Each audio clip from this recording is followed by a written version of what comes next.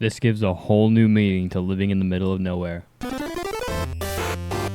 So this is a bit of an unusual video for me, but I really wanted to show off something I think is pretty cool. Here I'm playing Universe Sandbox, and my goal is to create a planet that does not have a host star, but simultaneously is able to support life on its surface. Specifically on its surface. Because I know a lot of icy planets that have a lot of geologic activity at their cores. Obviously those would be able to support life, but that life would be underneath the surface in an underground ocean. And that's boring. That's gonna be like microbial life and stuff. We want real life. Not literally real life, but like, you know, human-sized species and such. Civilization. So there's two main ways to do this. The first way is to grab a gas giant like Jupiter and just like chuck Earth around it at just the right distance. Now at this distance, Earth is heating up rapidly. I don't know if this will be too much, but basically what this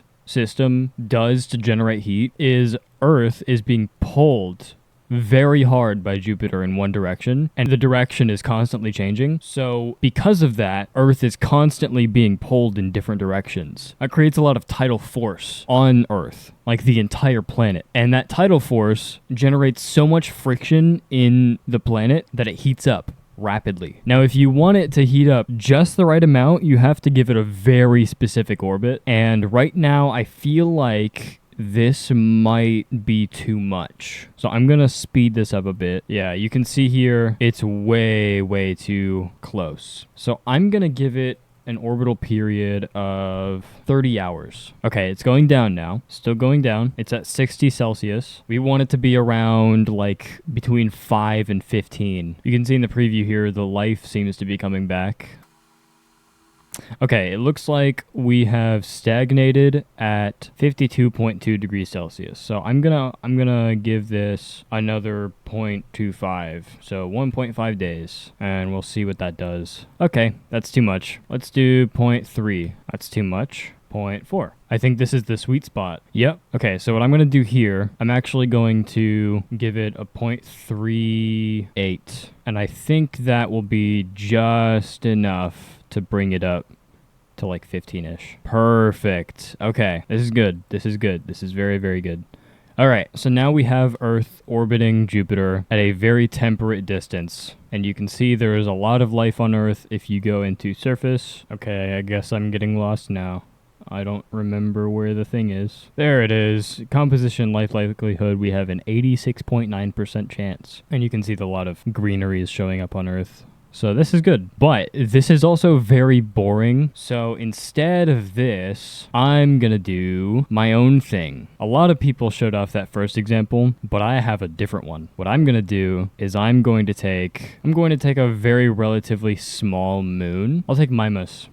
Or Mimas, whatever you want to call it. It's the smallest spherical moon. I'm going to put it here. Okay, that was a bit too close. Hold on. Okay, Earth, moons, Mimas. We'll give it this distance. And what I want to do to Mimas is make it really dense. And then I'll have another Mimas. I want to pause it for this because this is where it gets really confusing. I want this Mimas to also be super dense. And then I want it to orbit the other Mimas with an eccentricity of 0, and then I want it to orbit fairly close. I think this is actually good. Let me slow down time a little bit for this. Okay, issues are arising. I did not make it close enough. Let me do that. Okay.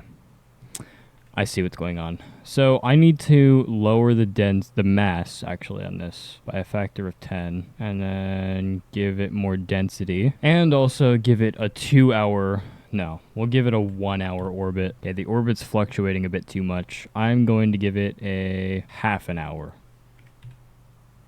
Ah, frick. Let me try this again. This time, I'm gonna go for... Oh, we'll do Phobos. I'll do Phobos. Orbiting very closely because it's tiny. There she is. And I want the mass to be multiplied by 10 twice. And then the density to be multiplied by 10 twice. And I'll do that again. Okay, we have a really dense Phobos. It's kind of showing because of the spherical nature of it. And then I'll put another Phobos right next to it and give that a similar huge mass and density. Now, I think this... Yeah, this one is more massive, so I'm actually going to make this one orbit Earth at 0 eccentricity, and then this one will orbit the other Phobos at an eccentricity of 0 and a distance of, we'll say, 20 seconds.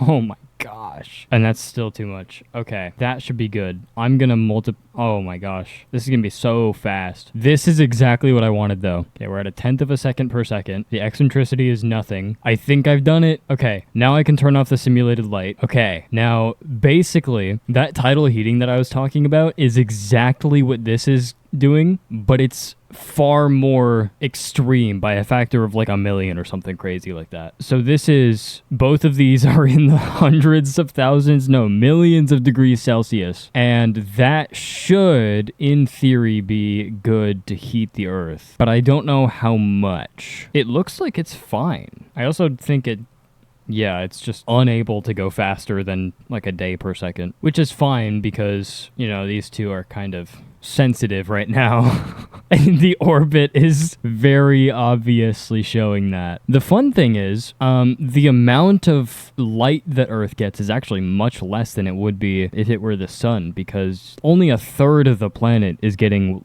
lit up at any one time. But these two Phobos copies are just like spotlights directly onto the Earth, and it's so cool. Anyway, this is pretty much the entire thing. I just wanted to show off how cool this is. Like, those funny little jittery orbits. That's so fun, man. So I guess if you're one of those people who really wants to live in the middle of nowhere in a cabin where no one can talk to you and it's just you and no one else, maybe a partner, consider getting yourself a copy of Earth and 2 really dense Phoboses, and you'll be good to go. You can launch yourself into interstellar space, probably get completely destroyed by galactic wind, but at least you'll be alone, and that's what really matters.